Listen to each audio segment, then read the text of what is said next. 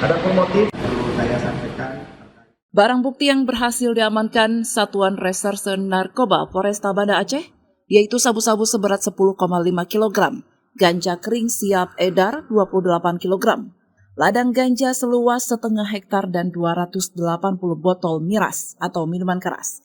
Selain itu, polisi juga berhasil membekuk 143 tersangka baik laki-laki dan perempuan.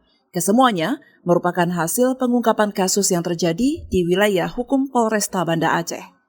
Kapolresta Banda Aceh Kombes Pol Fahmi Irwan Ramli mengatakan pengungkapan kasus yang terjadi di wilayah hukum yang dipimpinnya merupakan hasil dari kolaborasi dengan berbagai pihak.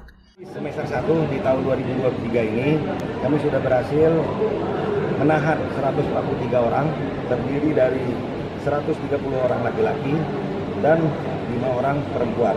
Adapun jumlah BB keseluruhan selama semester 1 2023 ini kami sudah mengamankan sebanyak 10,5 kg sabu, kemudian ganja sebanyak 28 kg, dan ladang ganja seluas setengah hektar, dan 248 botol minuman keras.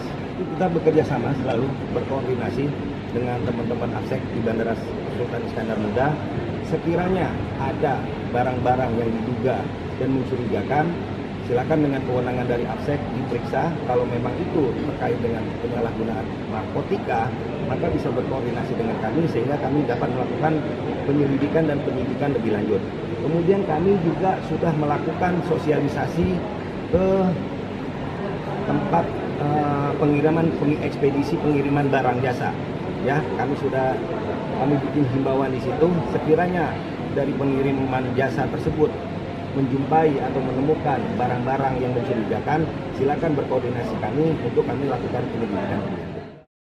Menindaklanjuti banyaknya kasus penyalahgunaan narkotika di Banda Aceh, Polresta Banda Aceh selain berkoordinasi dengan berbagai pihak, juga telah membentuk kampung bebas narkoba dengan tujuan pencegahan dini serta meminimalisir peredaran narkoba di wilayah hukum Polresta Banda Aceh.